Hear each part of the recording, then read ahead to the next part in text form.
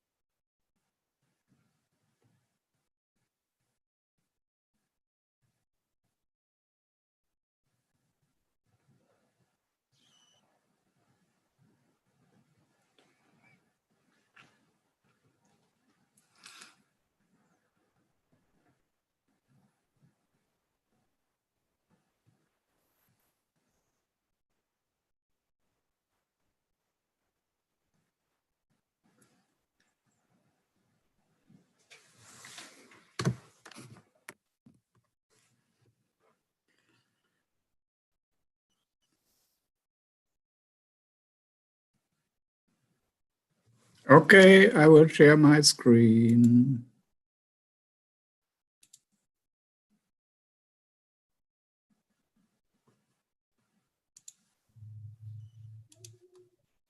Can you see?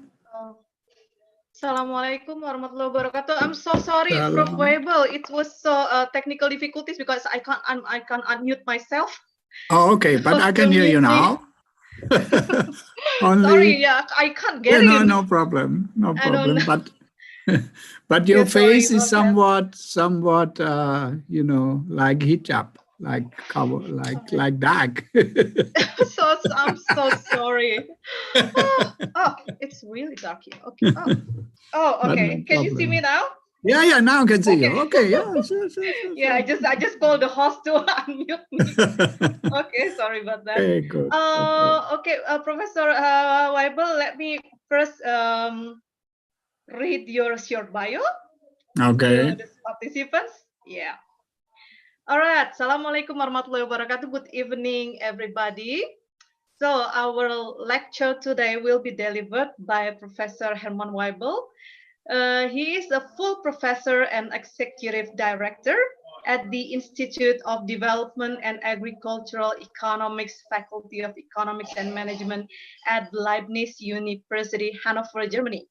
His research priorities are impact assessment of international research on food security and agriculture, poverty and vulnerability in emerging Asian economies, pesticide policies in developing countries, resource and environmental economics of horticultural systems in developing countries with emphasis on Asia, economics of integrated pest management, economics of organic horticulture.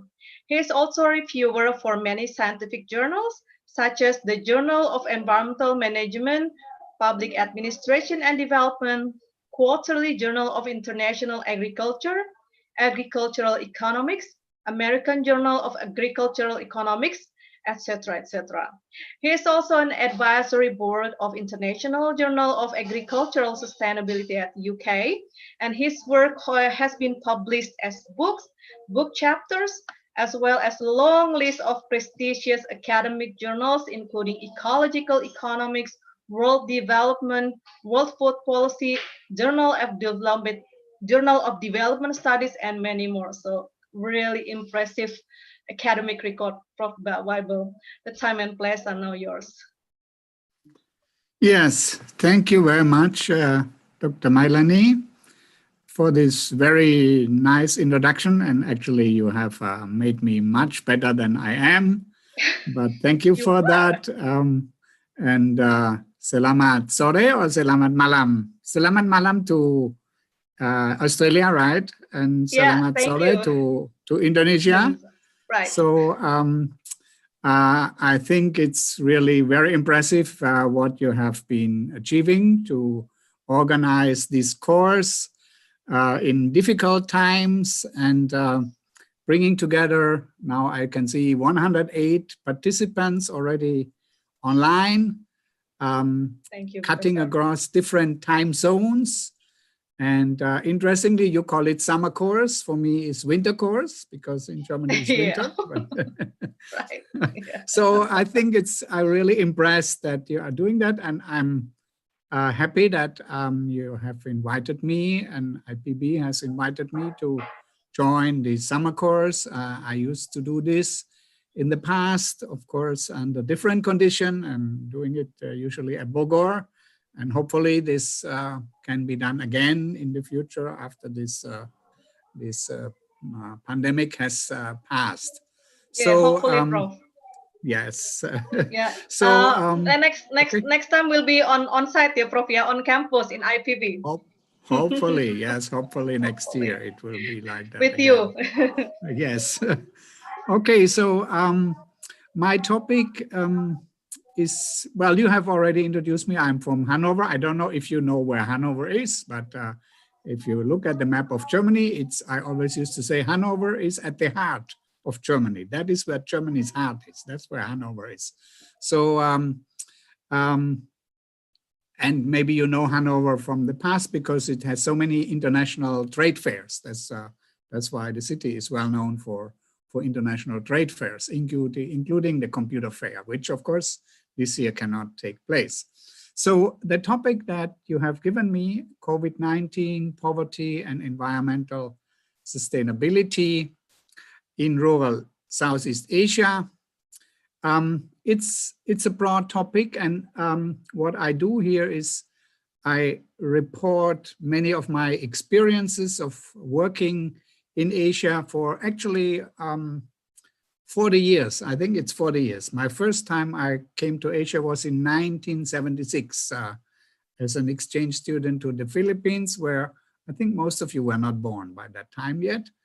And then I started to work again on my PhD with the International Rice Research Institute in the Philippines since 1979, from 1979 to 1982, and then later spent some 7 years in Thailand. And since that time, I'm working in Asia most of the time, so including Indonesia. I think my first time in Indonesia was maybe 1989 or 1990, around that. So a very long history about Asia. And so what I'm presenting today is, some of it is really my experience, but then I take several cases that I have collected along the line and some papers. So I try to bring this together, and hopefully it will be some, let me call it, good food for thought before you finally go to your dinner in the evening.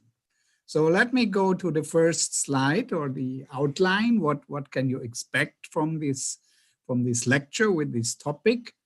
I have 5 points. And the first is I want to give you a brief global picture. And, okay, when I go over the slides, then please, anytime you can interrupt me. Anytime you can ask a question if something is not clear. Of course, I think there will be some time at the end that you can also ask more questions. So I start with a global picture. I then go to some observations that I have about Asian development and the environment. So I don't necessarily always restrict it to Southeast Asia, but mostly it will be Southeast Asia. Then I have 2 case studies.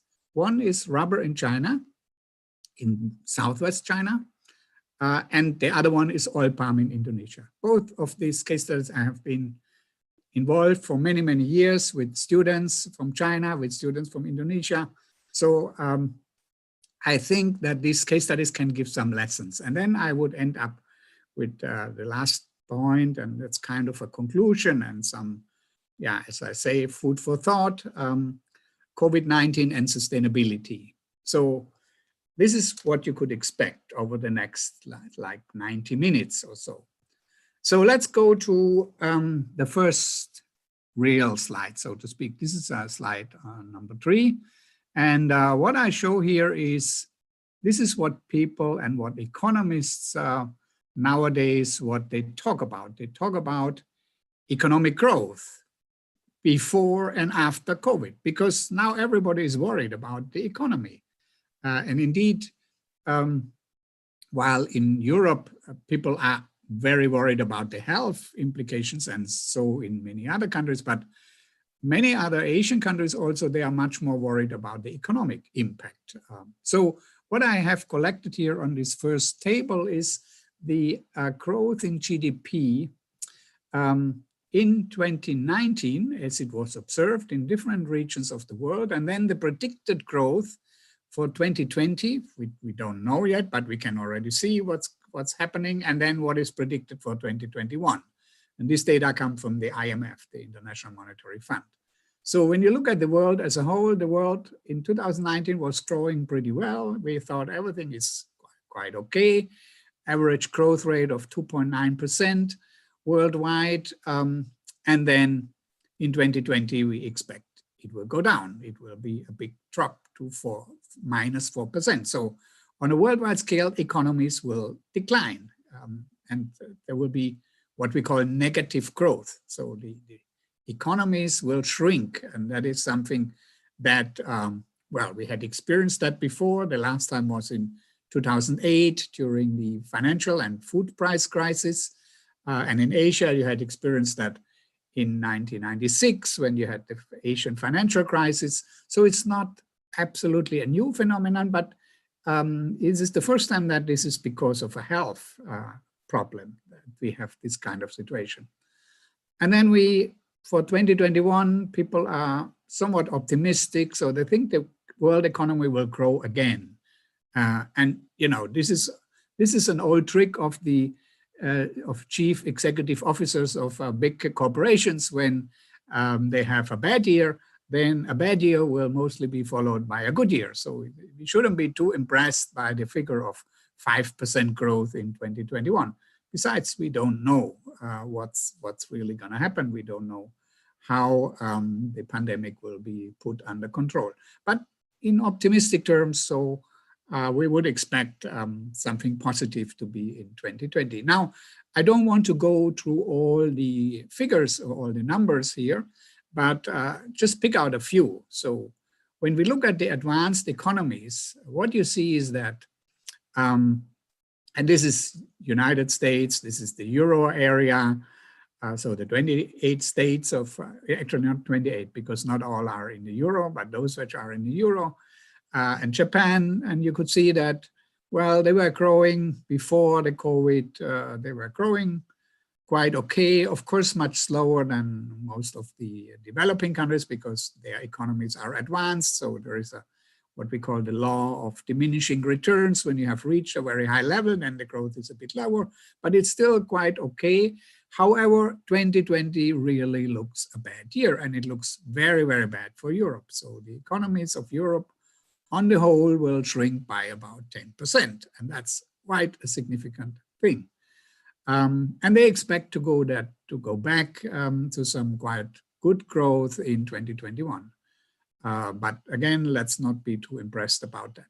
Now, the only important, or maybe two more important numbers are, there's only one economy in the world that is expected not to shrink in 2020, and that is China. China is the only economy in the world where we may not expect a decline in economic output.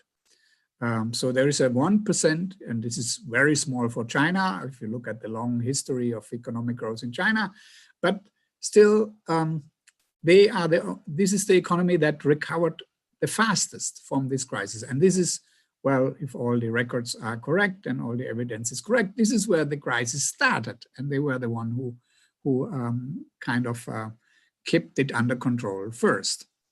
And again, in 2021, it would be expected that they go back to their impressive growth rates that they had before.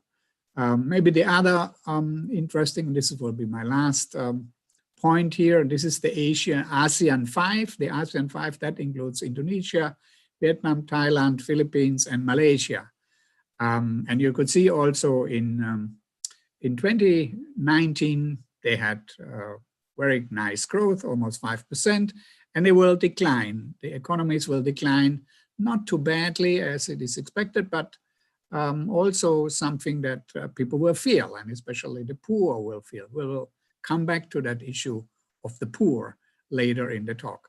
And again, it is expected that by 2021, things will go better again.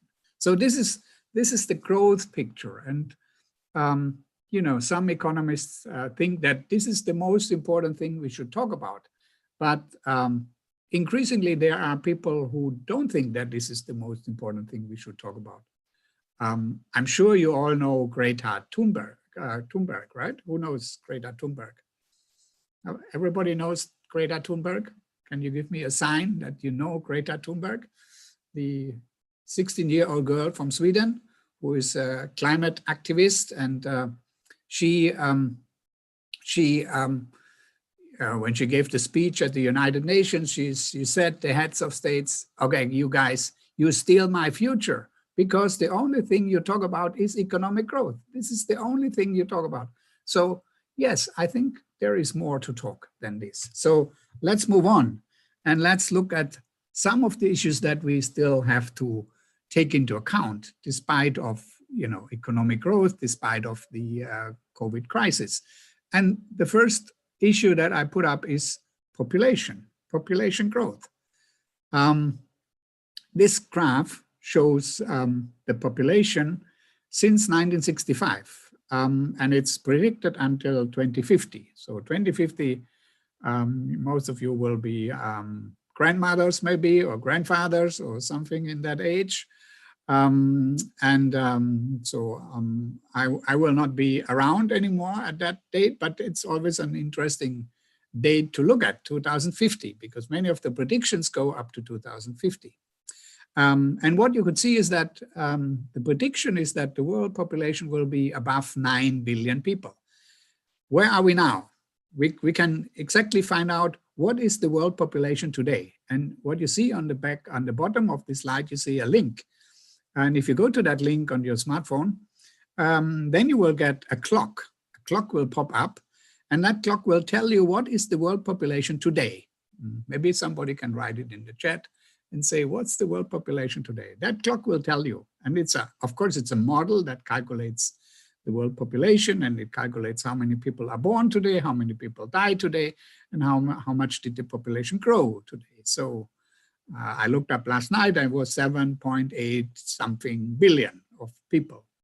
And so we expect that this population will grow, and at some point, maybe 2050, kind of it will level off. But we are not sure. It's a prediction.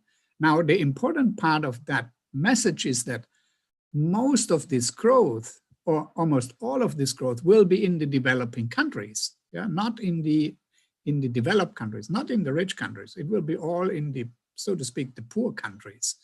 And that is something that will have tremendous impact on world development as a whole. So let's keep that in mind. That's an important issue. And I have another slide on this, and this is looking at where would these people live. And you could see that if you look at North America, if you look at Europe, most people live in cities. So here in this 6 graphs actually on this slide, you see the share of the rural and the urban population. And in Europe and in the US, most of the people live in cities. For example, I live in a rural area. So there are still some people living in rural areas. And this is different in Africa. Africa, even by 2050, we would expect that still a very high share of the people will live in rural areas, although the trend is in one direction. The trend is people want to go to the cities. I don't know why people always want to go to the city. They think everything is better in the city. So this is a trend, and this is something that we need to take into account. And as you could see from the title of my talk, I focus on the rural areas. And I do this because I say, well, there is still a lot of people in the rural areas. So we shouldn't only think of the people that are now living in the cities. We should look at the rural areas. And I want to make that point very strong in this talk, why I think there is really a need to have a different look at the rural areas. Also, one major reason, and I can say this at this point, but we come back to that, when we say this is urban population, it doesn't necessarily mean that these people would always stay only in the city, because they tend to go back and forth. So they still have their families in the city, in the rural areas, in the villages. And as we could see now during the COVID crisis, what happened when they lost their job? Where will they go? They go back to their villages. So the rural area is important for Asia, even though we would expect that by 2050, maybe 60 more or almost, yeah, maybe 60% or more will be already in the urban areas. So I focus on the rural areas, and I show you this slide to show these trends that we need to take into account. Now, another issue that today you cannot avoid, whenever you talk about development, you have to talk about climate change. And even though there is many people who deny climate change, including our infamous US president, who doesn't think, who just knows weather, he doesn't know climate, and he doesn't know climate change. But if you look at, you know, any scientific data, you have three graphs on this slide, and the upper graph is kind of looking at many 100,000 years back and look at the CO2 emissions, and you know, this is measured by measuring it in the ice of the Antarctic, and then looking at it now. And the only thing you can just take as a message from this upper graph is that it's going up tremendously. Yeah, it's shooting up, and that's what this is, the red arrow, or basically the red line at the border of that graph. And if you go to the middle graph, then you would see this is climate models that predict the increase in temperatures. And what's coming out very clearly, that if you want to simulate changes in temperature over time, then the models will not work unless you factor in the human activities. So a lot of this increase in temperatures, in average temperatures around the world, is due to human interferences. This is what the middle graph shows. And then the lower graph, that's the world map. I don't know, you can see it well. That's the global temperature change in 2018, comparing it to the average from 1951 to 1980. And you can see the more red it is, the higher this changes. And you see something very interesting. The dark red is in the area where it used to be most cold, right? In the Arctic, in the North Pole, that's where it's very cold. But relatively speaking, it's getting a lot warmer there, and it's getting hotter in many other places. I know this because I travel to Asia on my bicycle, and when you are on a bicycle, you feel the heat. If you sit in your air-conditioned car, maybe you don't feel the heat, but if you're outside, then you know what is climate change. So I recommend to Mr. Trump to go on a bicycle, and then he will know what is climate change. So this is one thing that we need to take into account. The other one, okay, I can go to this quickly. This is global greenhouse gases, and you can break it down into many sources. Of course, the major source, and this is CO2 emissions, is from energy systems, but it's of course also agriculture that have monoxide and that have methane and different emissions that affect the global climate, the greenhouse effect, as it is known. So this is recent data that have come out and that show very clearly, you know, you don't need to look into the details of that, but all of this simply says it's going up. And that is something that, you know, makes the point of Greta Thunberg. And here, and just this would be the last one of those ones, just for, you know, to make you aware. And this again is very recent data where you have the CO2 emissions by country. And then, yeah, you guess which one is the major emitter of CO2, where does the most CO2 come from? Of course, it comes from China. This is the biggest. But if you look at, and this is in 2013, this is the left part of the graph. And then you look at per capita, that changes the picture a bit. Then it's no longer China, which is the worst. Then you have others, including even, for example, Australia is pretty high. You know, Australia is pretty high in terms of per capita. US, of course, is high. And then, of course, the Gulf states, right, who live every day in their air-conditioned world, that is very high. And the developing countries across the board is not as high. And so you can see that also on the left part of the graph, you have these emissions comparing it to 1970 to 2013. So the climate, okay, so I had 3 slides on the climate just to bring this into the picture, because we can't talk about development anywhere in the world without taking the climate change into account. Okay, now I move on to another global issue, and that is something that also you are very well aware of in Indonesia. And here you see the red spots. And this is, the red spots is where deforestation is taking place.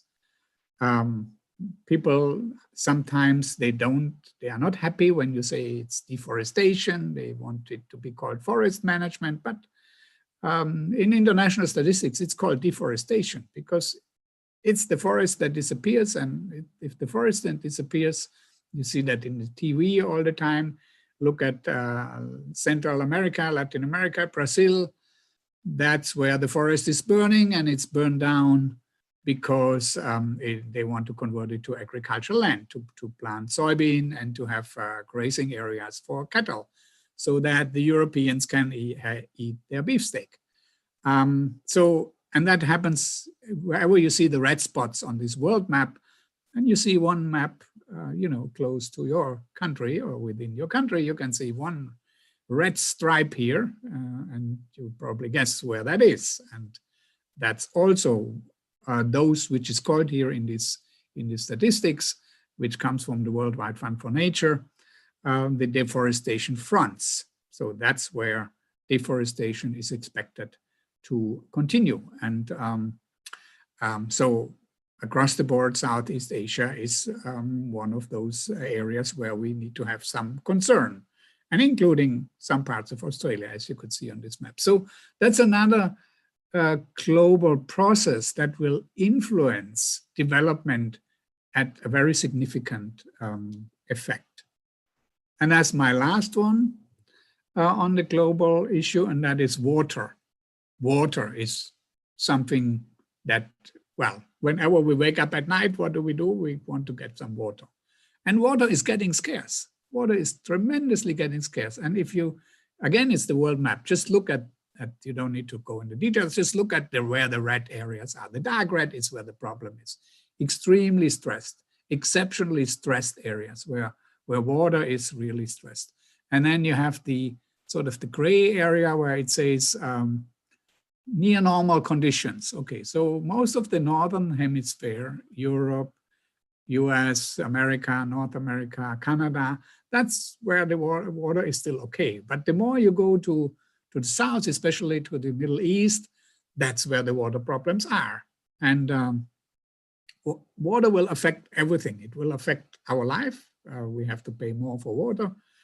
And it will affect agriculture, because agriculture, 85% of all water is used in agriculture. And a lot of that water actually is wasted. So it has a tremendous effect on the rural areas.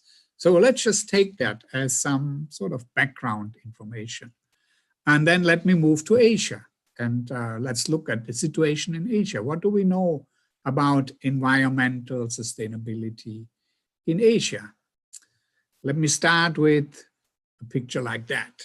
Okay, where is that most likely? Where is that? You see these boys, this one picture with these boys trying to do, what do? They try to catch some fish with a rod. Maybe that's where Korea, or that's China, who knows? And well, and you see the other pictures, I have no idea, maybe you have an idea where this is from, but it could be Philippines, it could also be Indonesia, it could be somewhere in Southeast Asia.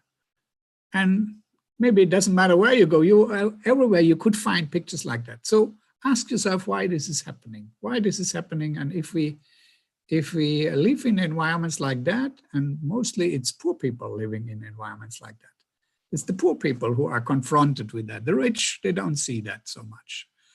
What does it mean? What does it mean for poverty? What does it mean for development? And how can we change this? If we want to, how can we, get rid of all this rubbish?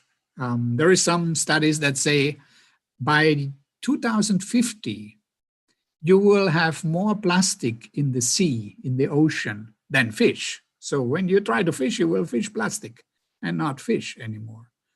And that is something that's very prominent. I think you see this kind of pictures in Asia. So I leave it with that, just kind of as a food for thought. And of course, we can come back to that in the discussion. Now, here is another, and this is from the World Health Organization, this is on slide 13. So what you can see here is people dying because of unsafe water. And which one is the top, the first, the runner-up, the first, the top of where you can die from water. And it's India. And I can confirm whenever I go to India, I never manage to get out of India without a diarrhea. I never manage to get out of India without stomach trouble. Whatever I do, however careful I am, it always hits me. So I can really confirm that what the World Health Organization is putting up here. So 500,000 people die per year just because of unsafe water in various forms of pollution. And if you want safe water, okay, go to the other end. Yes, go to Singapore. Singapore has safe water. Of course, you pay a lot of money for that, but it's safe. And okay, so you can find Indonesia sort of in the middle. Okay, so every other time I got diarrhea, mostly I can manage without, but it's a concern. So it's definitely something that affects our life, that affects health, and that in the end affects also economic development. So water, we cannot also debate about development without talking about water. And again, I say for the rural areas, water is essential because water is an ingredient for agricultural productivity. Soil. Now here I go to Vietnam. This is Vietnam, one of my, the countries where I very often go. What you see here is soil degradation. Drought, due to drought and due to different effects that is influencing soil and soil structure and the quality of soil, including the nutrient contents of soil. So you see that on the other side of the picture, you see this rice terraces. You have them in Indonesia, you have them in the Philippines, in China, and they are disappearing. They are disappearing because it's very difficult to manage those. You need a lot of labor to do that. And so what people tend to do is what you see on the other part of the picture. They just, grow something on a slope, and then sooner or later the soil is running down. On a worldwide scale, it's about 1/3 of the soils of the agricultural land that is already degraded at different degrees degraded. That means where you don't have the same level of soil fertility that you used to have. And that means it will be a lot more costly to produce food and to produce agricultural products there. And it will also affect productivity. So you can imagine if you look at this picture of this farmer, this Vietnamese farmer in the Mekong Delta, where everything has been dried up as a result of a drought, then it will be very difficult to get back into production. And we hear more and more. This year, for example, I got a lot of reports from Laos that the rains came late and they had planted the rice, and then the rain stopped and then the rice died and they had to plant it again. And of course, that will not be the same yield as they would normally get. So these things is happening, and soil is the #1 ingredient for food production up to now. There may be people who tell you that, okay, don't worry, we can grow food in factories, we can do it. There are some factories in Japan where they grow vegetable in a high-rise building. There are high-rise buildings in Russia where they have pigs, so they are like pig hotels, because the Russians, they eat a lot of pig. And so you can have this, but it's on a very, very small scale. So percentage-wise, it's almost nothing. And it will be still very, very expensive. So for the time, I think in your lifetime, you would need soils. If there are no soils and if soils are degraded, that will have a tremendous effect on productivity. So soil is a resource we need to look at.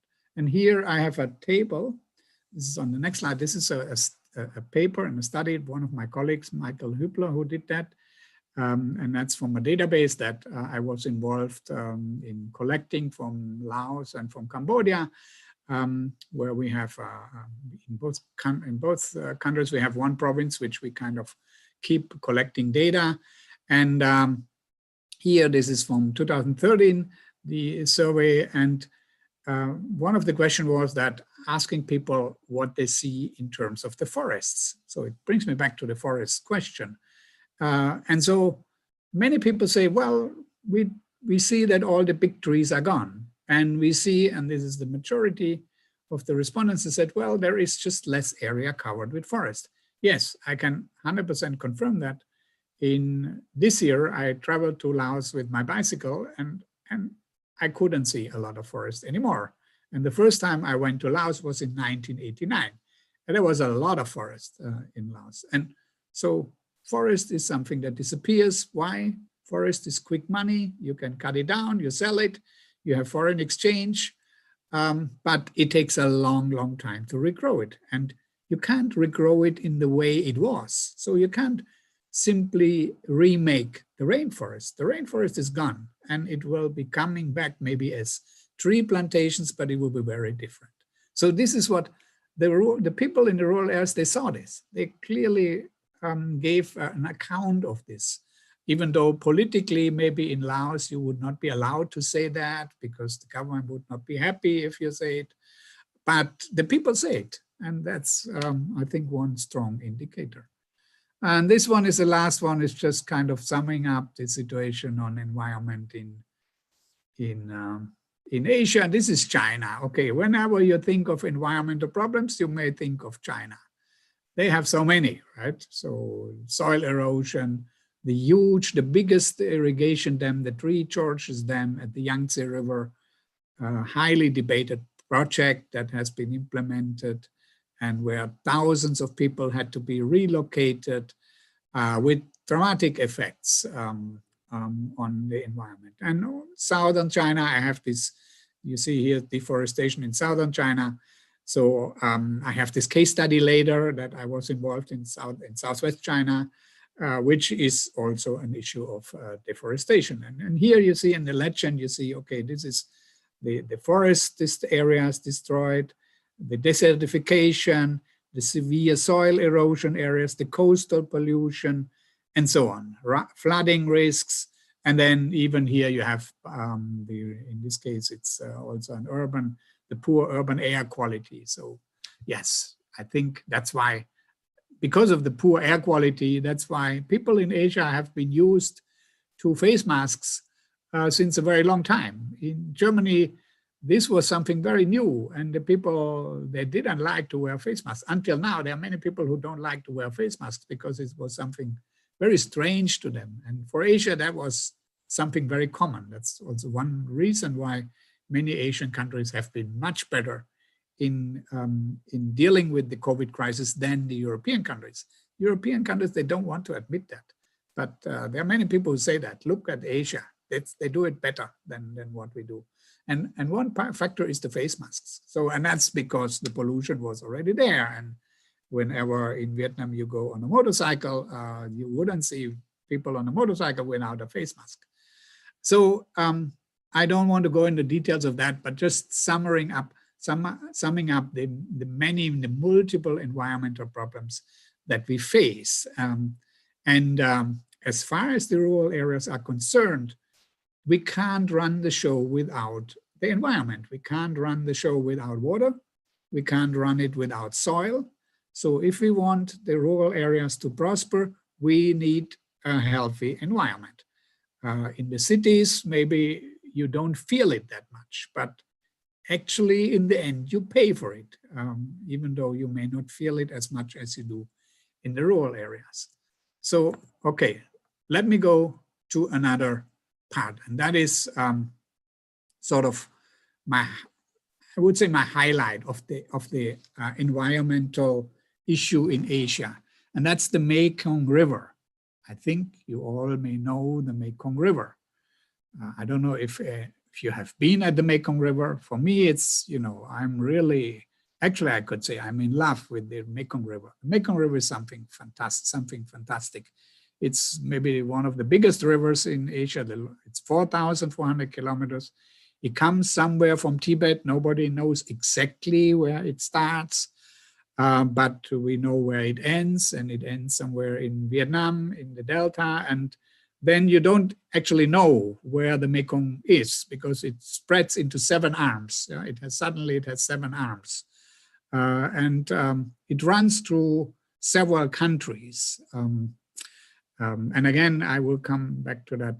This year, I did a tour with the bicycle, about 2,000 kilometers mostly along the Mekong River. And I will show you what I saw, because this is part, if you want to do field research in rural areas, you have to go there, right? You cannot just look at the statistics. And if you want to know what's going on, go to the river, look what's going on there. And I will show you that. Okay. Why the river is so important? Because, and this is what the next map shows, so it runs through at least 6 countries. It starts in China. It borders it for a long part. It is the border between Myanmar and Laos. And then it gets to Thailand. And this is where you have the famous Golden Triangle. You may have heard about the Golden Triangle.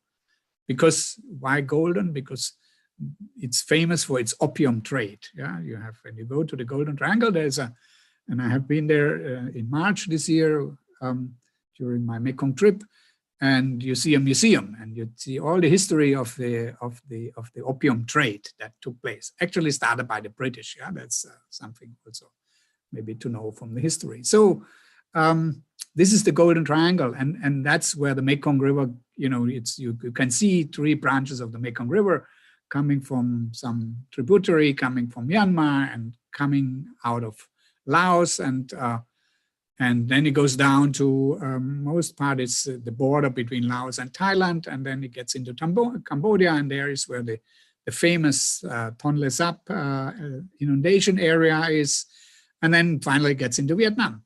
So why is this so interesting for us? Why is this so interesting for the development of these countries? Because it's a transboundary natural resource. And now you guess what's going to be the problem. So if people share a resource, it's like 6 children sharing a resource. Like, yeah, let's say it's like like a hose with water. And who is getting the highest benefit out of it? Of course, the one who is more closer to the source. So the one who is in the upper part of the river has more benefits, and he can kind of, download, so to speak, the problems to those countries downstream. And those who are most hit by that will be the Vietnamese. And because anything that comes with the river, may it be erosion, may it be debris, may it be pollution, it finally ends up there. It ends up in the South China Sea. And so what is the problem? The problem is that, of course, you want to make use of the river. In the past, it used to be a fishing ground for millions of people living on the river, fishing and small-scale irrigation. Now, eventually, what happened is that along the river, a lot of hydropower electric dams, irrigation and hydropower water dams have been put up. And that has an effect. So who did the most of the dams? Of course, it will be in China. And then they do it in Laos. And why do the Laos need so many so many hydropower dams? Why do they need that? There are only 6 million people.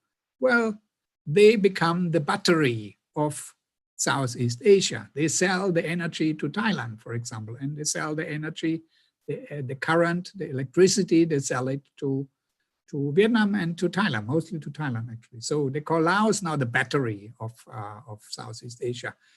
And that then leads to a situation which you could see on this picture. Now, what you could see on this picture is that the Mekong River in Thailand on the way to death. So this is, well, this is me, but not on the way to death yet, I would say, but the river and that part is on the way to death. It's like it's if it's not there anymore. So what's happening? What's really happening there? Why is it like that? It's not everywhere and it's not all the time, but this is south of the Golden Triangle and it is north of it's in Northeast Thailand. Yeah, this is in Northeast Thailand. And so I biked about on that part, maybe it was 100 kilometers along that river and took that picture.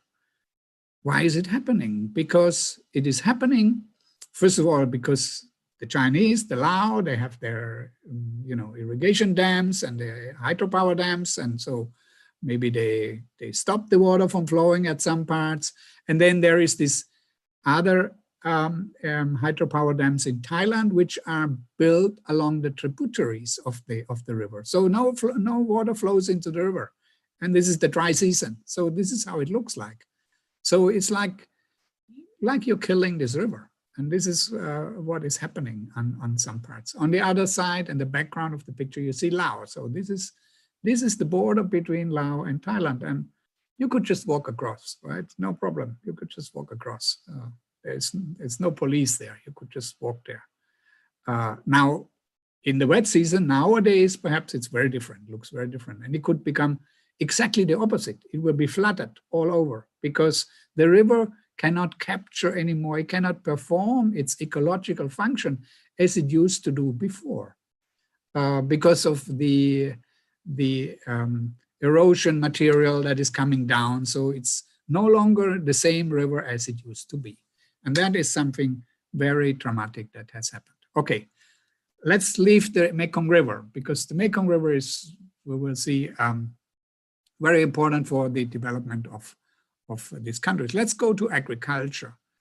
Agriculture in Asia, just have basically one slide about that. But we need to talk about that. Even though I guess most of you will not be in agriculture. I have spent my life in agriculture. I was born on a small-scale farm in Germany, and most of my time I spent with farms when I go to Asia, when I have to stay overnight in a village, and I stay in a farm because I understand farmers. And I say farmers all over the world are the same. They think the same. So no matter if you understand their language, if you are a farmer and they are a farmer, you are friends. So that's very simple. Now, if we look at Asian agriculture, it's changing a lot. It's changing a lot. And this is just, this is data from the Asian Development Bank. You look at 1970, okay, it was just, it says cereal, but when they say cereal, for Asia, that's rice. It's just rice. And that's the major thing. And now look at 2010, 40 years later, it's declined a lot. And what has gone up? It's livestock. So much more chicken for China and for others. It's many more pigs, but for Indonesia, it's probably chicken and more beef. Why? Because as people get wealthier, they want more meat. They eat more meat.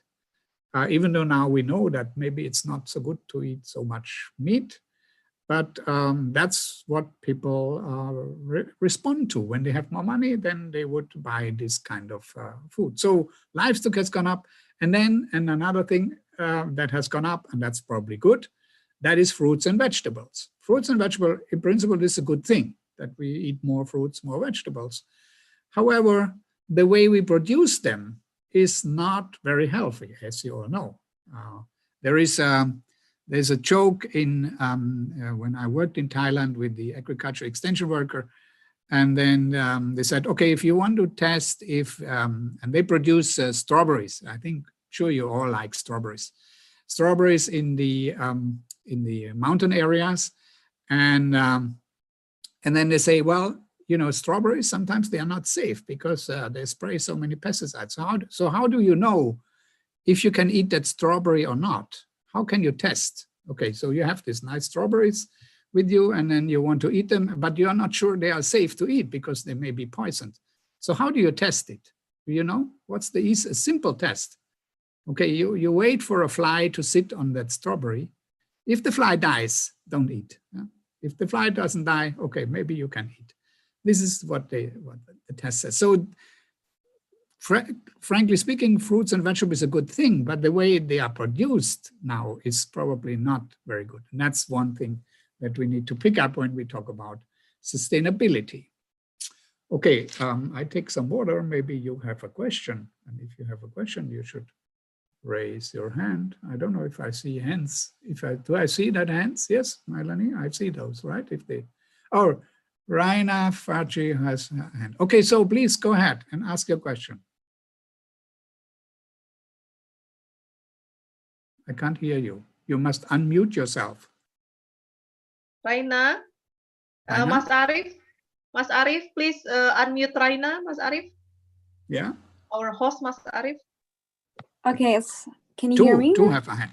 Okay, Raina, yes. Raina, you first. Right. Yes, I have a question, sir. So we talked about deforestation earlier, and sometimes with the population growth and our food demand are increasing, sometimes deforestation is needed for agriculture to fulfill food demand and also for economic growth, right? But it is not good for the environment. So what is the best solution to still fulfill the food demand and growing the economy without degrading our environment really badly? Yes, thank you for that question. It's a very good question because, as you rightly pointed out, development is a trade-off.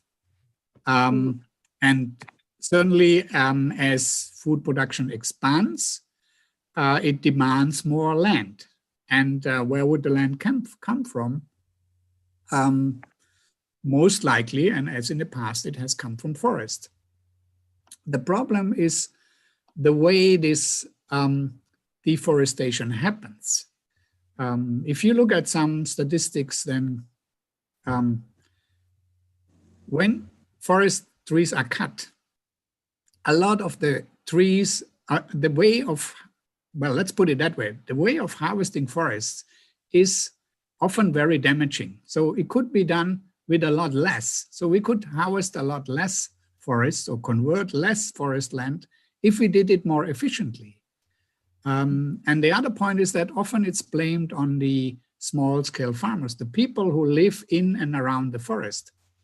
And they are kind of used as a scapegoat and as a culprit that they would be the ones to cut down the forest. But actually, these people have been living with the forest for centuries, so they know the forest. But if there is a desire to give concessions to companies who would have some years of concession with the condition that they would regrow the forest, that is then a factor which often cannot be controlled anymore. And so, unfortunately, this situation has been, how would I call it, an institutional failure.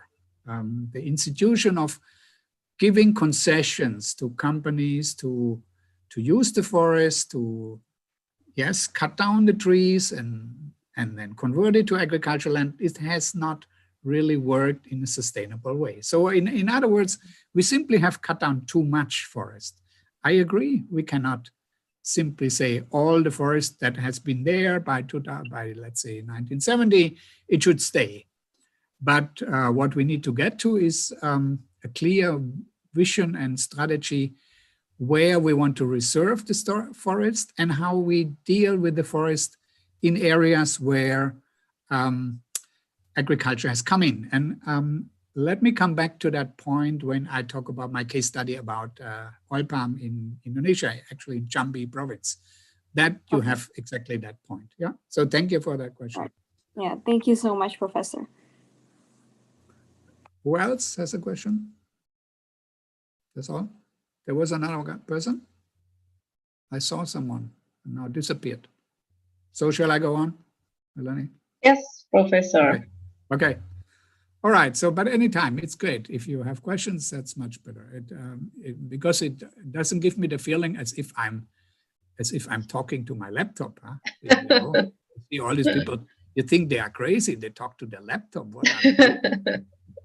So, okay.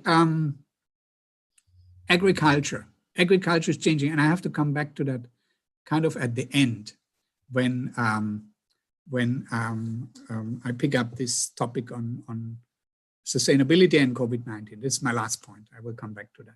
Okay, now I think it's time to kind of say, to talk about what is sustainability.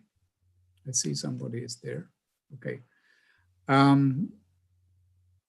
And I have a list here of just 5 definitions of sustainability, because I think what has come out so far is that we didn't really give a lot of emphasis on sustainability. Greta Thunberg tells us this, the evidence of the problems, and I have just presented a few of them. They suggest that we haven't really come to grips with a good strategy on how we reach sustainable development. We talk a lot about sustainable development, but sometimes it's kind of, what could you say, a big gap between the rhetoric and the reality. Nevertheless, I want to just list five definitions of sustainability. I'm sure you all have more. So if we would ask everyone among the audience to write down one definition of sustainability, I'm sure we would get probably what, over 100. I'm sure we will get that. So the first one is, I say, okay. Oh, sorry, I have to go back. I want to get back to that. Yeah, okay, now I see, because sometimes some screenshots jump in here. So first one, development that meets the needs of the present generation, without compromising the ability of future generations to meet their needs, right? Their needs. This is probably, this is a very old definition, and it comes from the World Council on Economic and Environmental Development from 1980. This is what is called the Brundtland Commission. It was at that time, Brundtland was the first female prime minister of Norway, and she had this committee, and they came up with this definition. So it's 1987, so it's a long time ago. It's 30 years ago. And then there's another one by a very famous economist, and he said, development ensuring that the per capita income of future generations are no less than that of present generations. Now, we know that our per capita income this year is not the same as last year. That I already have shown you. But on the long run, this, if it would be like that the per capita income would go down, then we could say maybe that is no longer sustainable. I don't know if you agree with me on that. You know, maybe we can get to a situation where we say, all right, we have to be, we have to accept that we will have less in the future than our parents had.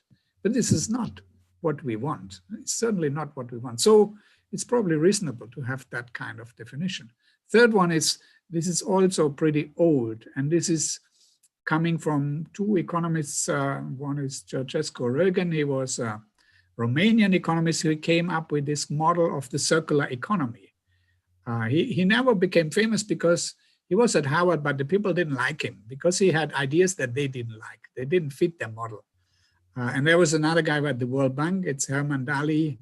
In 1980, he had similar ideas than that, but they were not really they were not what you could say famous, but they had good ideas. Huh? So it's also something you can remember. Not all good ideas become famous ideas. And that's probably, we are missing sometimes the good ideas.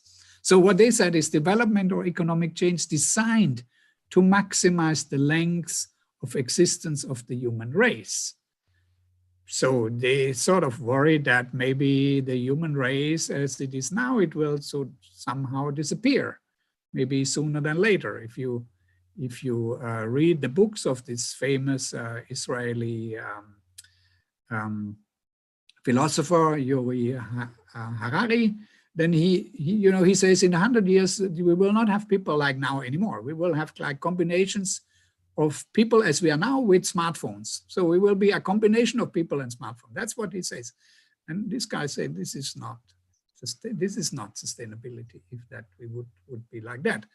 Okay, then others will say, yeah, we should have the sociological bond. So looking at the communities, that the communities would still function. So that's another dimension. And then development is the last one. That's from the International Union of Nature Conservation. Development that maintains biological diversity and essential ecological processes and ecosystems. I think that's also one that we probably quickly would be able to agree that it's that. But there's many, many more. And so let's really, I encourage everyone to just write one definition. And if you want, you can send me. You have my email, you can send me. Okay, so now it's kind of hanging here. So, okay. Now, next slide, 22. So I have, as an economist, when I talk about sustainability, I have some criteria. And I have, of course, not only the economic dimension, this is on the second part of the slide, I have an economic, I have a social and an ecological dimension. But for criteria, what I would want to see is that productivity. So I wouldn't want productivity to decline. What is productivity? Can you write it down for yourself? Just for yourself to test that what you know what is productivity. Everybody uses this word every day and has so many meanings. When I ask it in the exam tests sometimes, in the very basic economic, and then they get so many different answers and mostly wrong. Not mostly wrong, but very often wrong. So it's actually, we say output divided by input. Yeah. So let's say, for example, the yield of rice per hectare. Yeah, something like that. That's productivity. And the second is variability. We don't like variability. We don't like things going up and down all the time, right? You don't like that if your money would go up and down all the time. So if productivity goes up and down all the time, then we don't like that. Then it's a sign of unsustainability. So variability is one. And the related to that is what we call resilience. Resilience means the ability to recover from shocks. So how resilient are we recovering from the COVID-19 shock? That's an essential element of sustainability. If we don't have resilience, then there is no chance. We will just keep on lying on the ground for all the time. So it's like someone hit you and you get up again. That's resilience. And equity is the other one. This is the sort of the fourth one that I would put. It's not sustainable if, as it is now, 50% of the world income is owned by just 1% of the people, of the rich guys, right? And if it's probably not sustainable, I remember a policy workshop in Jakarta, and I think it was in 2013, when we talked about equity, and we have this criteria like the Gini coefficient. I'm sure everybody knows the Gini coefficient. Maybe you write down the formula for yourself to see what is the Gini coefficient if you know it. And the Lorentz curve that looks at this relationship between how much money is owned by how many percent of the people. But at that workshop in Jakarta, I remember somebody said, this is fine if you talk about equity with Gini coefficient. What bothers people more is that if you take the income of the 40 richest Indonesian people, their average income is 600,000 times higher than the average income of the rest of the Indonesian people. So that's a very different scale, right? And that is what then people just get, oh, equity, yeah, Gini, okay, Gini not changed a lot, but this one is shocking, yeah? And so there are many other measures of equity, but it's certainly, if equity gets out of hand and things gets totally unequal, then it's not sustainable. And we will know there will be problems. So the dimensions already said, so take that as kind of a food for thought. And maybe you have different criteria that you can add and that we could discuss. Now I have this on 23, I have this kind of economic concept of total economic value. Maybe let me get to that quickly. You can have a look at that. But, and I talk about this on the next slide without going into all the details here, but I think you are aware that what we do as economists, we measure things, we measure welfare through the price on a market. Yeah? We say, okay, what we can measure on a market, that is what people want. People buy this, so they want this. And then we have a scale where we say, so it's direct use value. People use this and then they pay money for it, and that's how we can measure what something is worth. But how about all these other things? Those things that don't have a market, all these things that maybe we don't need it now, but maybe we need it later. What about all those other things that you just know they exist, but you have never a chance to use it? Does it have a value for you? Yes, it has a value for you, but it doesn't have a price. And so there is this difference, and I go on to the next slide. There's this difference between value and price. Now, there is one famous book, which perhaps you have read. The most famous book that looks at this, or basically thinks about this, what's the difference between value and price? And I put as a question, is it true that money cannot buy everything? So I put it around, money can buy everything. And which is the book? Which is the famous book that I'm talking about? And it also has become a famous film with Robert Redford and Demi Moore.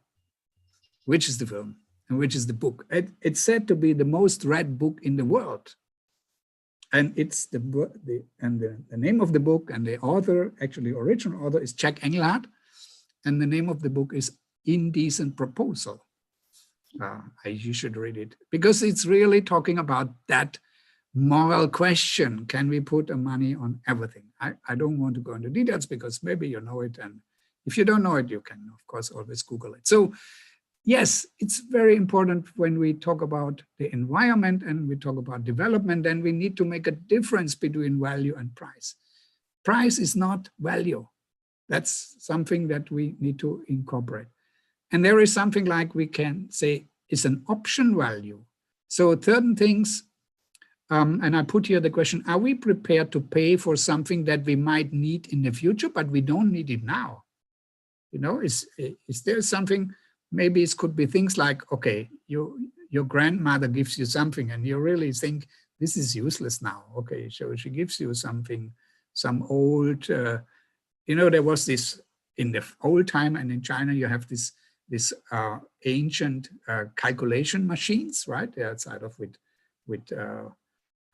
with different pieces of wood, and so you have different systems of how you do calculations. And actually, I still know my uncle, he was an architect, he was using this. He never had a computer. He did it with these simple calculation devices. Yeah? And so maybe you inherit that from your grandfather and you think, what for? I need this. Now I have a smartphone. I don't need this anymore. Maybe you need it. So maybe you keep it, right? And that's the question. Do we want to give away options that we might need in the future? And that at the moment we think we don't need it. And that's another kind of something different from market price. And then we have this, I already mentioned that non-use value. You will never probably meet a polar bear. You probably don't want to meet a polar bear. You want to be face to face with a polar bear. But yet you would be concerned that so many polar bears are dying, and probably many people will be willing to pay something so that this polar bear has a better chance to survive, which doesn't look like very likely as the way the world is going now. So it's non-use. You never use it. You never use the polar bear. You just see it in the TV, but you never really get close to that. And so many things you can imagine that you would never use, and yet you would say they have a value. So this is the three concepts, and that's another important concept in economics that we need if we want to capture the environment into development. And that is, how much are we prepared to give up if we can have something now, but later, right? So what I want to say is that, okay, I can also turn this around and can say, are you willing to wait for something? Are you willing to wait for something? And then you get probably more later instead of having it now. So I think all the economists know immediately what I'm talking about. I'm talking about the discount rate, right? The discount rate is something very, very important. I always remember when I hear discount rate, I remember my Australian friend, an economist who was visiting me in Bangkok at that time, and we were standing on the street, and then and Bangkok is crazy traffic, like Jakarta, right? And it's very dangerous to cross the street. And so there was a girl who should just run over the street and almost hit by the car, but somehow she made it. And then what do you think my Australian friend said? He just said, wow, very high discount rate. Well, because she was very impatient, extremely impatient. Maybe the boyfriend waiting on the other side of the road, she's just running. So patience is something that is very important. And a lot of economic studies now looking at that. For example, is patience related to religion? Yeah, we have some evidence for that. Is patience related to ethnicity, for example? And patience is something that is good for sustainability. And so that's another concept I think we need to understand. So what is my takeaway message from this environmental debate that I have about Asia? And so before I move on to the next chapter, actually, how am I doing with time? I have up to what? 11:45, right? Or there's 17:45 in Jakarta, in Bogor, and in Indonesia. And what is it in Australia, Melanie? 8, 9. Now is and 9 from 9. Oh my God. Okay. So okay, what's my takeaway message? All right. Number one, resource degradation can be irreversible. If it's too late, then we have lost it. And what people have been living about is pollute first and clean up later. It's not a good idea. It's not a good idea to pollute first and clean up later. Many countries have done that. You probably know when I say the keyword environmental Kuznets curves. Okay, environmental Kuznets curves. Maybe you write it down and you think what it is. Not in my own backyard. Not in my own backyard. That's my Mekong River story. The problem of the common good. You all know those probably. That's been over the development paradigm so much that not in my own backyard. And even if no market price, there's always a value. This is my fourth message that I have. Okay. I'm moving on to poverty. I have a few things on poverty. It's part of my topics. I have to talk about poverty. Poverty in Asia. Okay, poverty in Asia. I start with this. Do you know this book? It's very old. And it was, at the time it came out, it was 1968, I think. It was shocking. And it's Gunnar Myrdal, Swedish, was a Nobel Prize winner in economics in 1974. And he wrote this book, he called it Asian Drama. And he said an inquiry into the poverty of nations. And he, at that time, predicted that Asia will be poor forever. That's what he said at that time, because he saw all these people in the rice fields having no work, too many people on one spot, and a lot of poor people. And indeed, if you look at the statistics, we'll show in the next slide the statistics. That was the case. There was a lot of poverty in Asia. And he was wrong. He was completely wrong. You could see that now. Of course, he was completely wrong. But at that time, that was his prediction. So just think about that. What we say now could be completely wrong in a few years from now. So he was completely wrong, and it was a famous guy. He was really, at that time, he was a very important researcher. Okay, so if we look at the figures now, this is some data from the Asian Development Bank. Yeah, this is, you see the lines here on the left side, you see the poverty rate. What is the poverty rate? Poverty by economists is measured in what is called the head count ratio. And the head count ratio measures the share of the population below a certain level of income. And that income until 2015, it used to be the line of absolute poverty was $1.25 a day. Before it was $1 a day. It was the famous $1 a day. In 2015, it was raised to $1.90. So now we still work with $1.90, but until 2010, it was still $1.25. So just as an exercise, take your wallet, take everything out, just leave about $1.90 in your wallet and just put that other money somewhere. And then think how you're going to make the day tomorrow. So only $1.90 is in your wallet. And then you try to think, how can I make the day with $1.90? That's what would poverty mean in terms of economics. And if you see that graph, so East Asia includes China. If you look at the left side graph, almost 85% were below that line, were poor by that standard. And then you see, and then you can go in the other regions, South Asia, so that's India, that's Bangladesh. And then you see Southeast Asia, okay, not too bad, but also pretty bad. It was in 1981, it was 60% of the people in Southeast Asia were below the poverty line. And it has gone down dramatically. Just look at 2010, where it is now. And then on the other side of the graph, I don't need to discuss in detail, it's the number of poor people. It's a lot, and it has gone down a lot. So formally, this is probably the biggest success story that we have. It's the decline in income poverty, yeah, defined as headcount ratio. This is definitely, we can say this is a success story, but what does it really mean? And I actually wanted to have a test on that. What does it really mean? And this is on the next slide. So this is the next slide. What's the story of that slide? This is my time when I should ask you, do you know where that is? Okay, obviously that guy, I call it faces of poverty. Obviously that guy is not poor, who sits here with the blue cap, he is not poor, but maybe the guy next to him is poor. And where is that? Can somebody say where that is? Which place? You could see this. Somebody says, no, I cannot see. I don't see the chat. Why don't I see the chat, Melanie? I don't see the chat. Anyway, where is it? Oh, Zul Edwards say Philippines. Yes, there's and Philippines. also That's Manila. Yeah. That's Manila. Yeah. Yes, Manila. You can see the chipney, right? You can see this minibus that they are using. This is classic for Philippines. So this is Manila.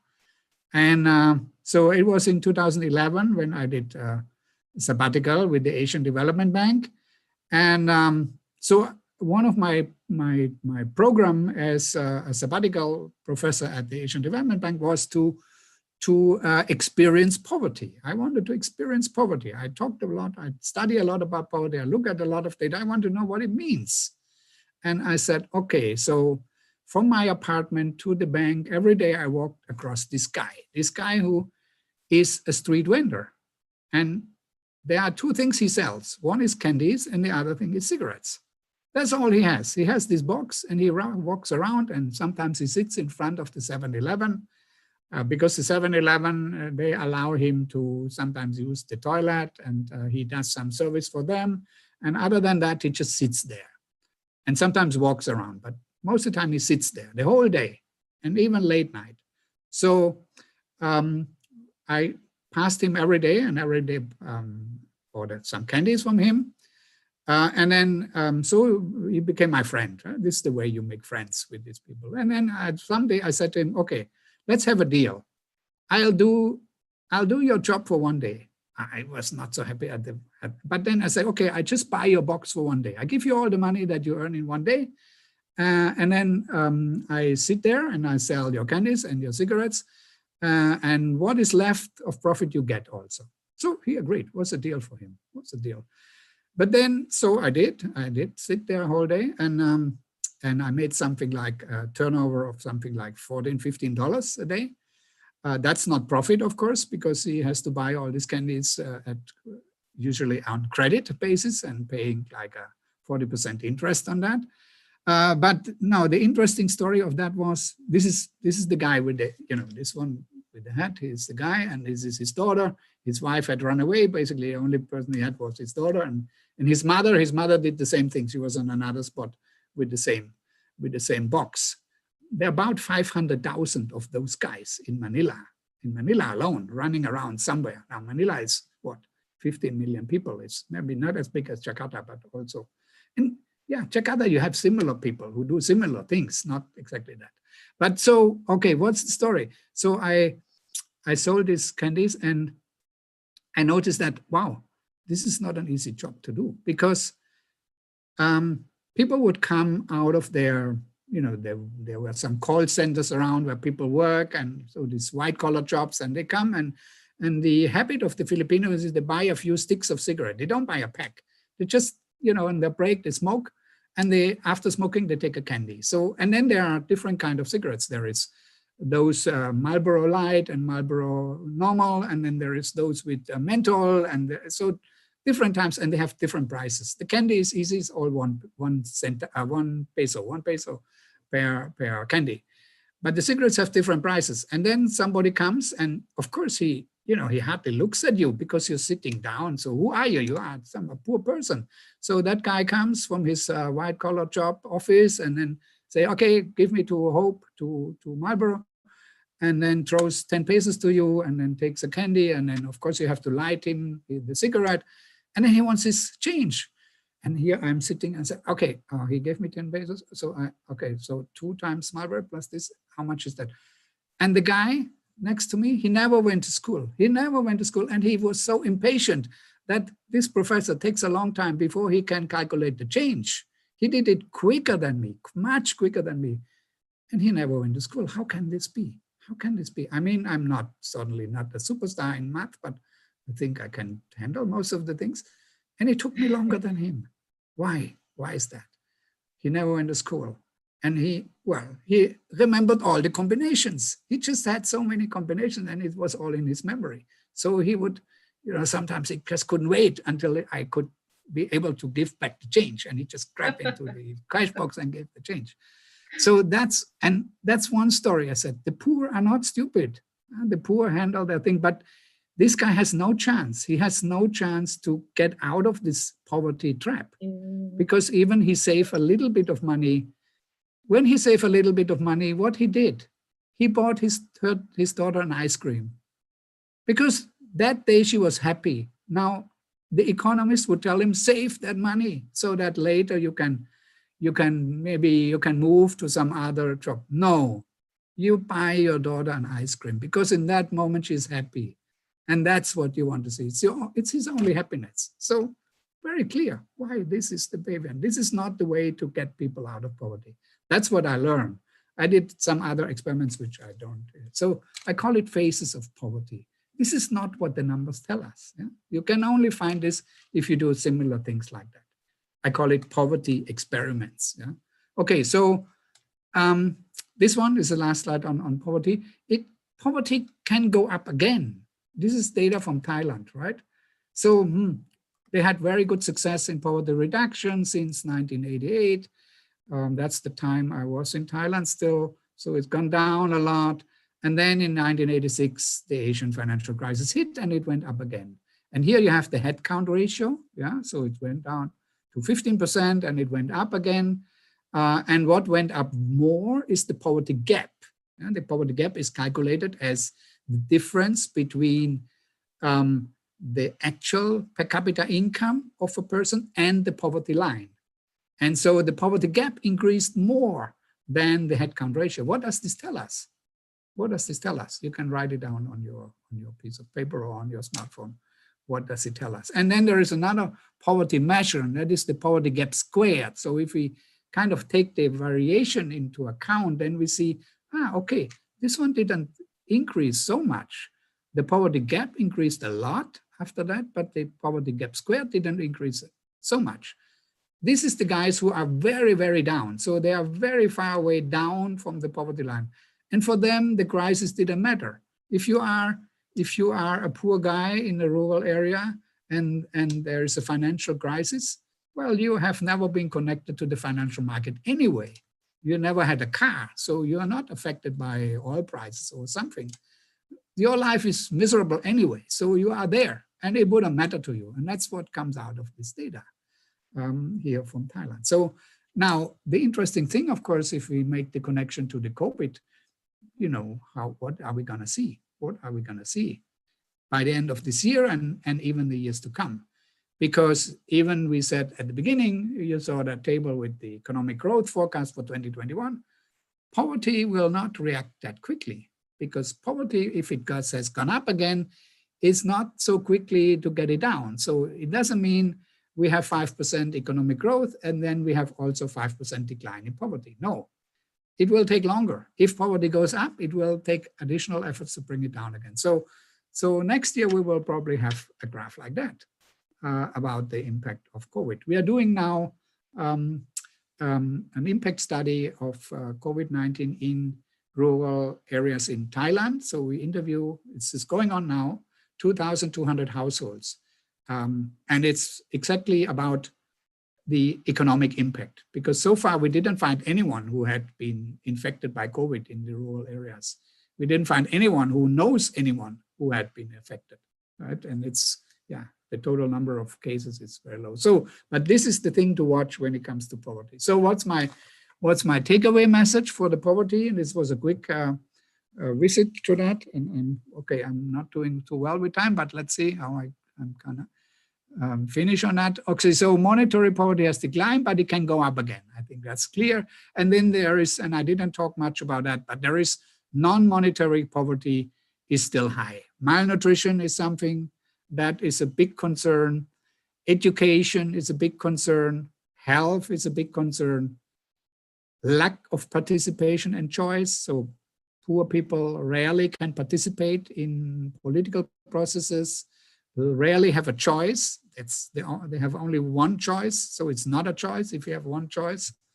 And they are vulnerable. That means they have a big risk to fall back into poverty. So if you are just, let's say you have gone now just above the poverty threshold of $190, so you have $2, well, a little shock and you're down again. And that's what vulnerability means. So that is still high. And inequality I talked about.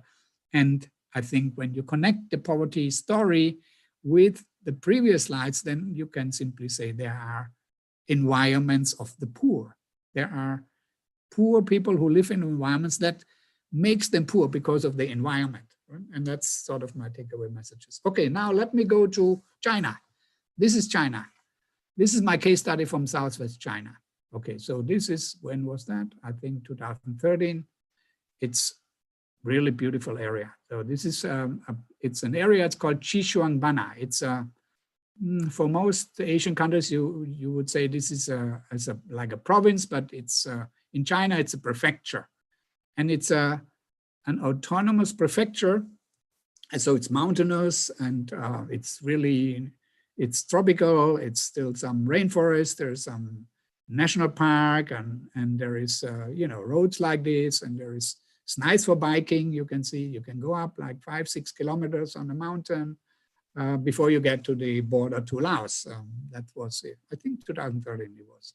And then what you see, and I said, this place where this study is done, it's very highly diverse in terms of ethnicities.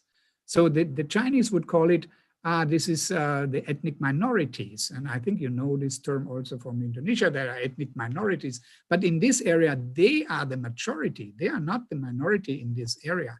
That's why they have some semi-autonomous data. The most, the highest share is the Dai. And the Dai actually is the origin of the Thai people. So the Thai people came from there. And so they still have their kind of traditional life is going on there. So that's one feature. And the next feature is it's been an area which has been very, very poor. Poverty was really very significant. You saw that numbers, if you remember the graph that I showed you in East Asia, that includes China, it was 80%. So this was really, really poor. And so the government, the Chinese government at that time said, oh, what could we do? And they had the idea, oh, rubber is good for that area. So let's introduce rubber, natural rubber. We have it in Indonesia and Sumatra along with the oil palm. And so since at that time, the pure communist system was still dominant, so they had state farms, large farms, and later they changed it to smallholder farmings. They advanced the land rental markets, and eventually it became a rubber boom. So it was just rubber all over. And yeah, people think it's good. Economic boom is good, right? That's what some people would think. It's good because now everybody has money. But what will happen to if you put, or everything on rubber? Eventually, other countries do that also, and then the price went down. So the price of rubber has collapsed. And then now they had the problem. And so on the next slide, I just show you how, when you look at 1992, 2002, 2010, so the red areas is rubber. So rubber has become really dominant in the landscape. And if you look at, some of the areas, the villages, so you see nice houses, okay? So they have been doing well in a way. They have had money from the rubber, and everything is just rubber. And that's fine unless something happens, like the price shock. And now the problem is there because they have just planted rubber. They have even planted rubber in area where they should never have planted rubber because it's not ecologically suitable. But the price incentive was so strong that they went to go on with that. Similar to the oil palm story, which I have later. And this is how it looks like.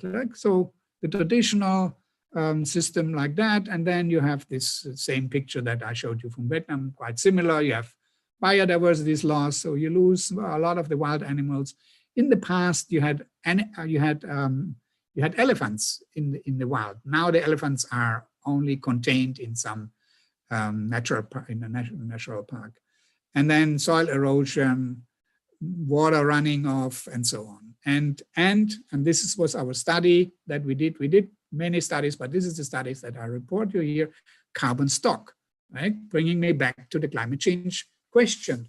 And we looked at how did this change the local climate. And so what we did here is we did a lot of modeling, and I don't want to go into the details of that, but what we said is that, okay, the official argument by those who promoted rubber said, okay, this shouldn't be a problem because rubbers are also tree. This is the same what the oil palm people say. Well, oil palm is tree, so what do you want? Okay, the forest is gone, but we replace it with trees. Now we looked into that in detail and we said, no, guys, there is still quite some loss of carbon. So because the rubber trees, first of all, when they are small, they don't really absorb that much of carbon. And then you release carbon when you cut down the forest. Yes, it's maybe different if you convert rice land into rubber land, maybe you have a benefit, but across the board, you still have some loss. So we calculated what's the total loss of carbon due to rubber. And we had very good data on the age structure of rubber trees, so we could do it in a very precise manner. And so showing that, well, this is part of the costs of that development. Only part of the cost. There are many other costs, as I mentioned in the previous slide. So the story was that, okay, there are additional costs to that development, which has brought some progress and some prosperity to that area, but which has come with probably a high environmental cost. And again, this is difference between price and value. The rubber price we know. The value of this we don't know. Germany now, we put a price on carbon.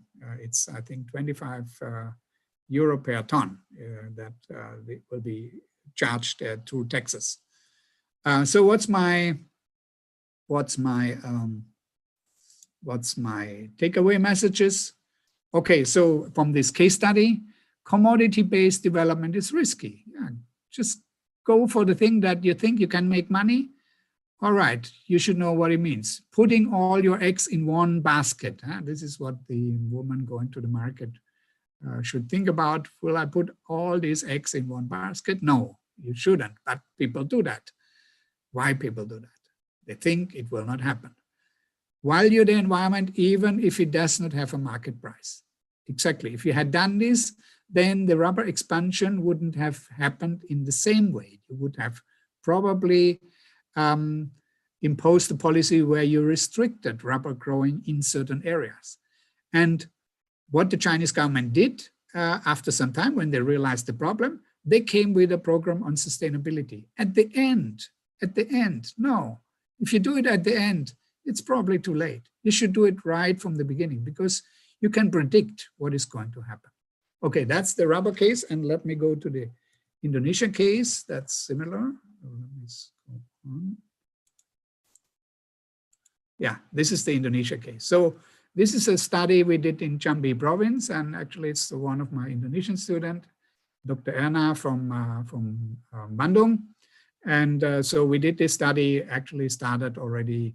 There was Dr. Eko from IPB who started with that. And so we continued since, when did we start? 2009, and it went on to 2018. So about 10 years, and we have 4 rounds of surveys among smallholder oil palm farmers in Jambi. And so what's the problem? What's the background? Of course, you know, Indonesia now is probably the biggest oil palm producer in the world, and there's increasing demand. And so oil palm expanded, and exactly what Rainer said before, forest was given up and for the benefit of having oil palm.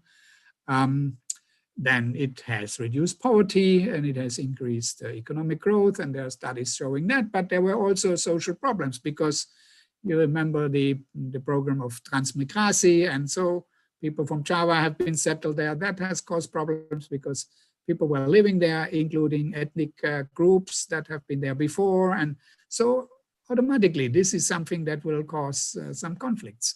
And there's many studies on that. And maybe also the rules that have been thought, okay, don't grow oil palm on peatland, for example.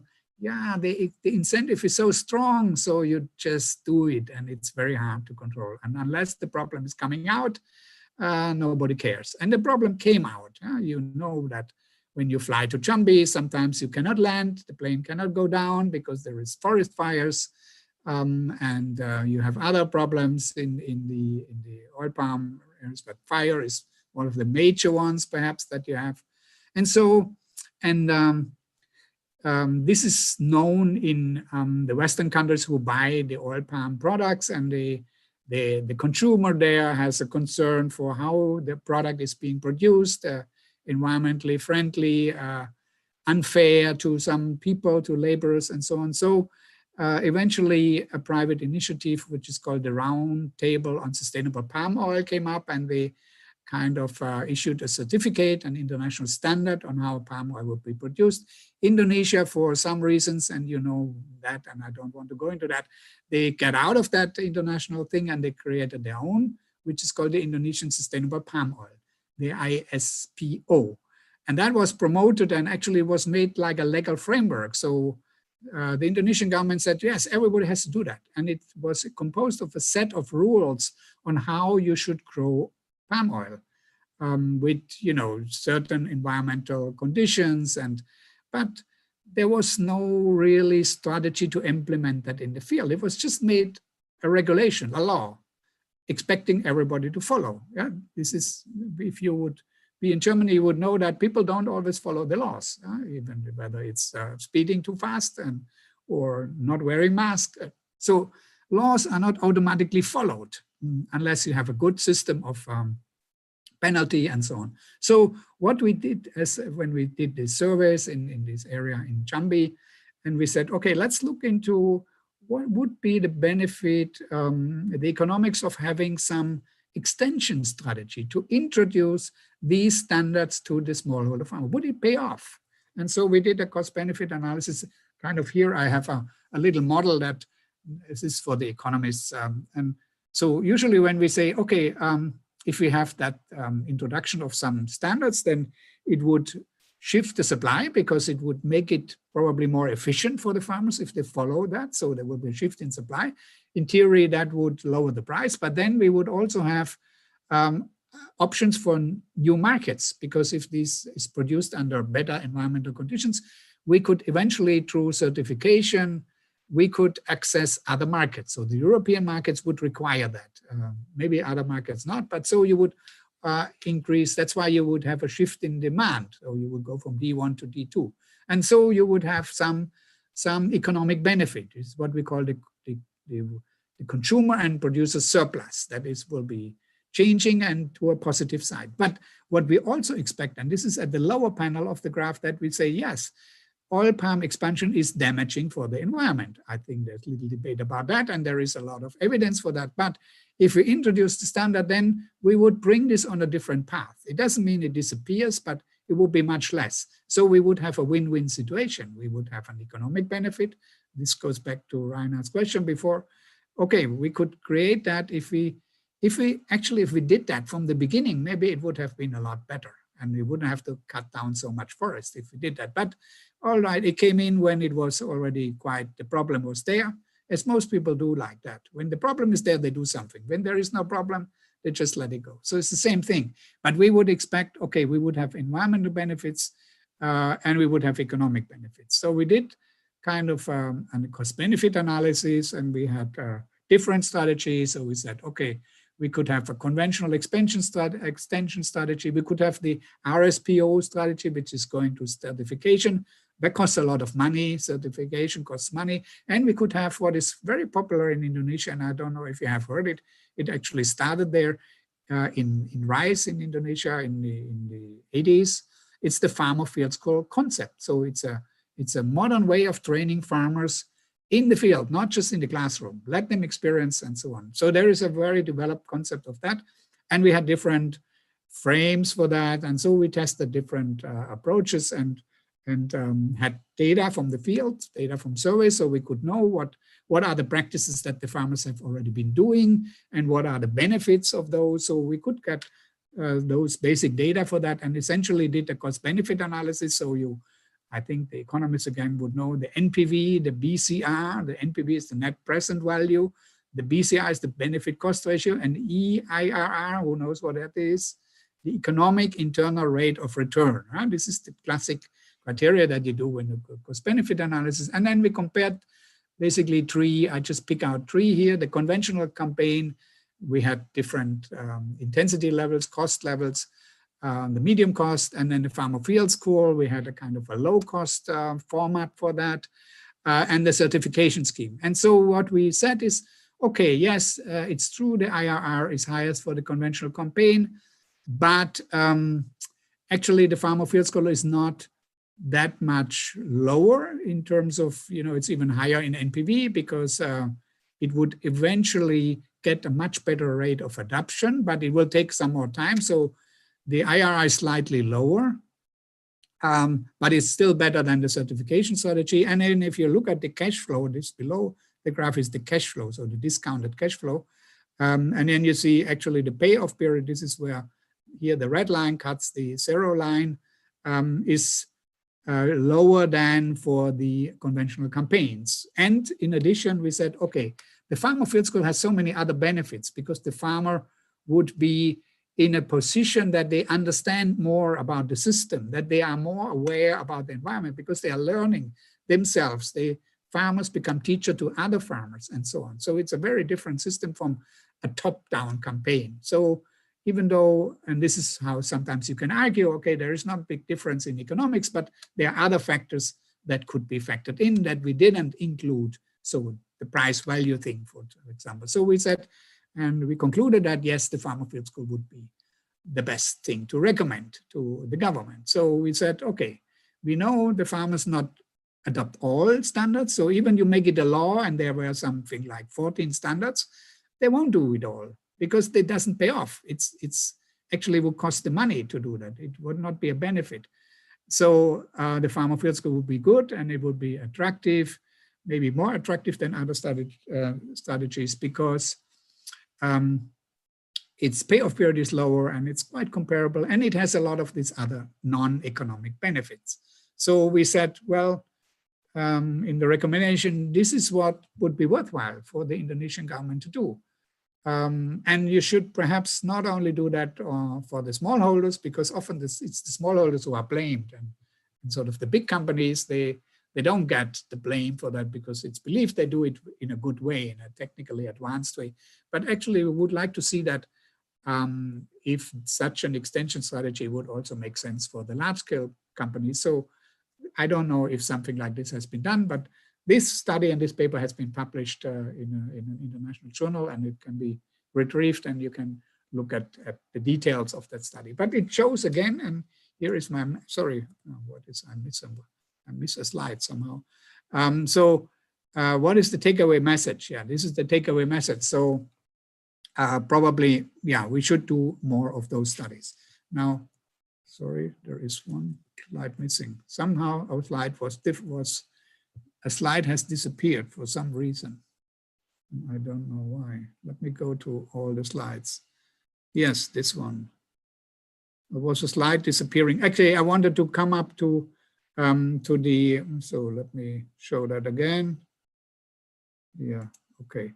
Yeah, I have a slide missing. I don't know where it disappeared, Melanie. Somehow there was, but I remember what I wanted to say. And this is kind of the connection between the COVID and the sustainability. So sort of, if we put that all together, what is it that we can conclude? And I think one thing we can conclude is that the rural areas, they have to play a much bigger role. And what we saw, and I come back to our survey in Thailand that is going on now, in a crisis like COVID and in a crisis like financial crisis, food price crisis, what do poor people do? People who work in low-end jobs in Jakarta, in many of the, in India, in Thailand, what do? They lose their job, where do they go? They go back to their villages. So the village is kind of a fallback position, is a safety net for them. And that has some implications for the villages. So there is a need, in my opinion, there's a strong need for Asia to have a good rural development program. So that living in the village is not like, living far away and disconnected from the rest of the world. You can have your home office in the village if the infrastructure is there, if there is digitalization.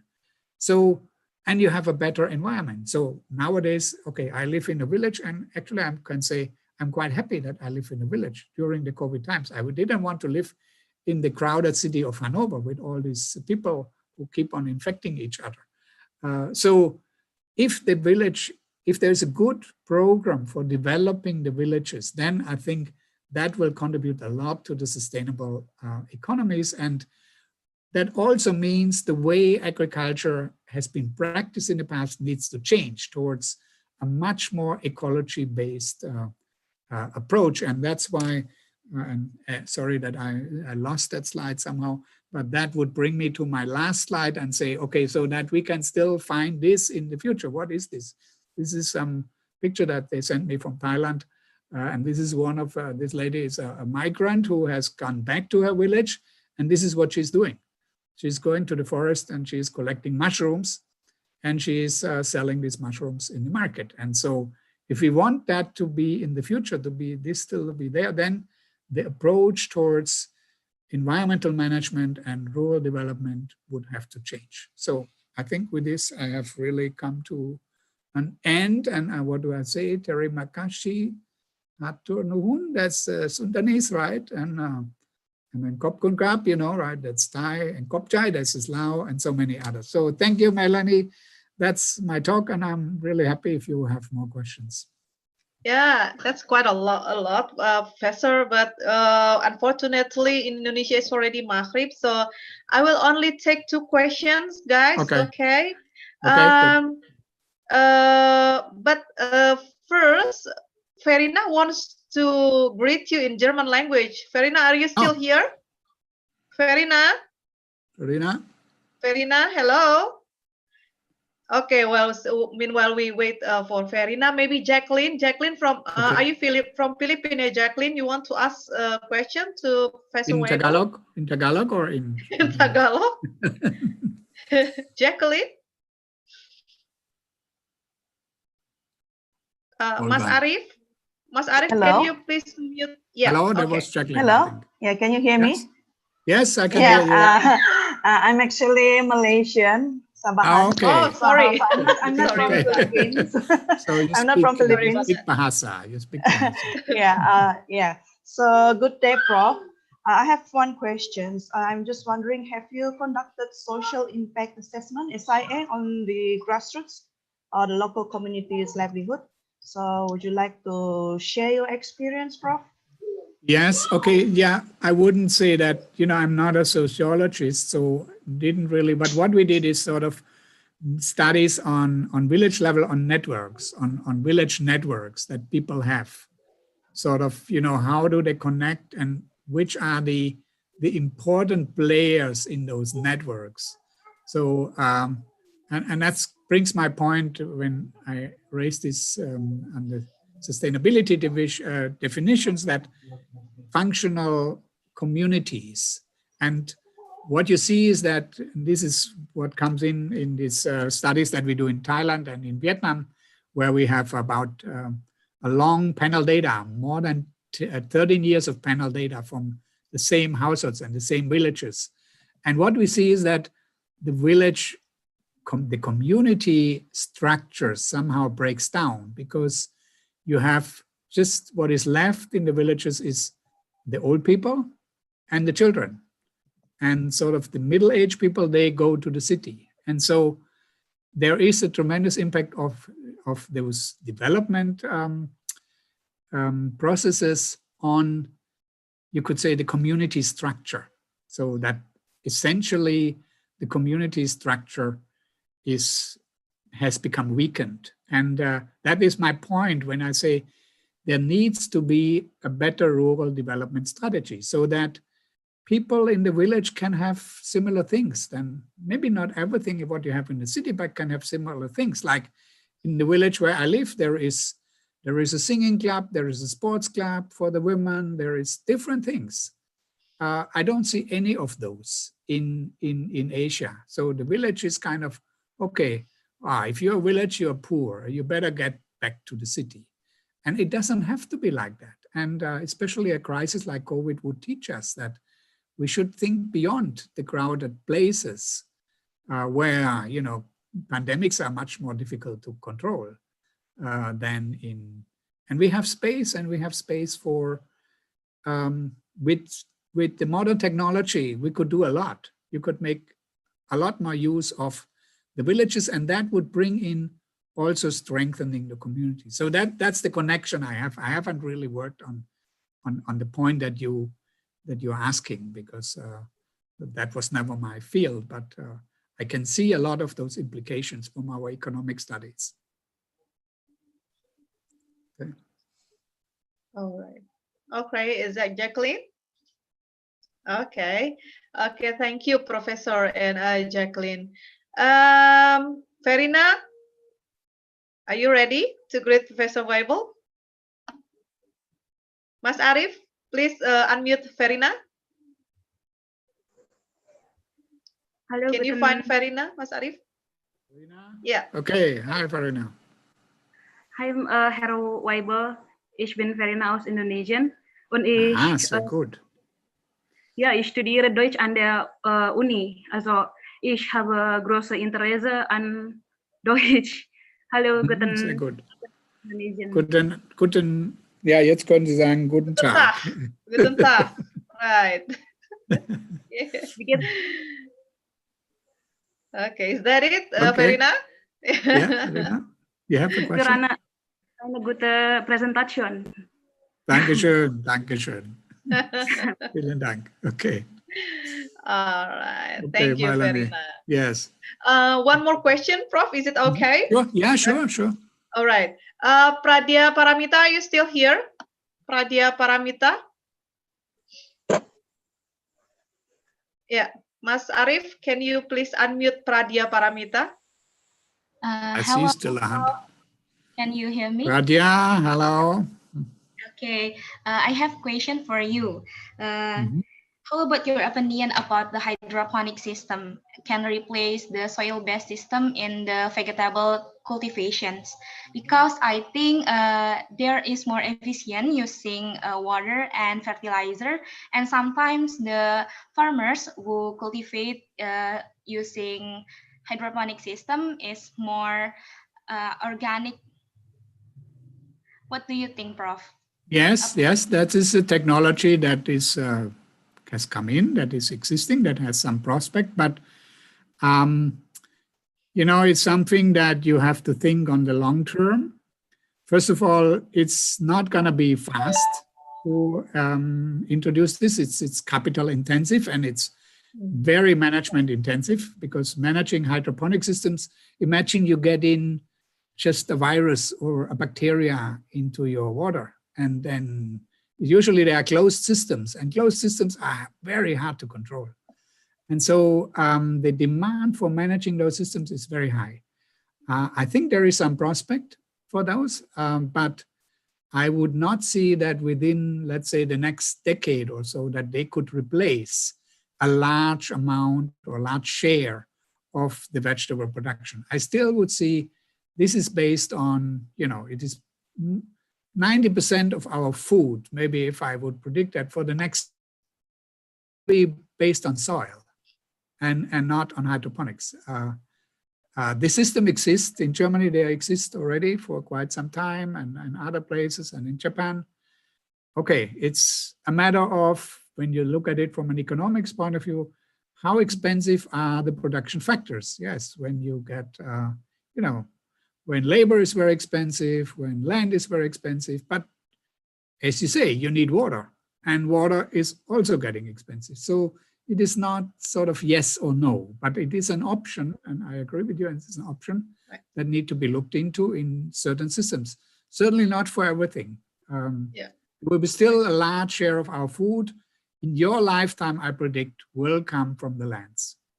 I don't know what is beyond that, but in your lifetime, I would say that it will come from the lands. Okay, thank you, Pradya, for that question. Thank you, Pradya. And maybe just one more question, Professor Habib. Are you still Habib? Okay, maybe if Habib's not here, I just read Habib's question, Professor. Okay.